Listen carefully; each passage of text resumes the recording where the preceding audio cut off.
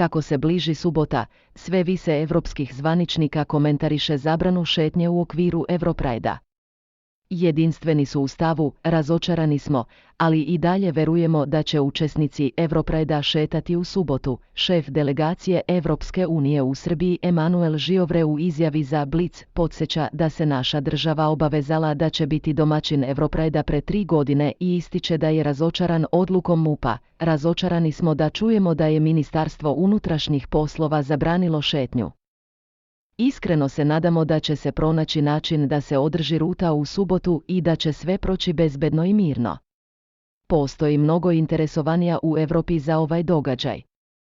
Brojni gosti iz raznih evropejskih zemalja dolaze, uključujući predstavnike Evropske komisije i mnoge europarlamentarce. Nadam se da će Beograd nastaviti da pokazuje otvorenost prema ljudskim pravima, rekao je on za Blic.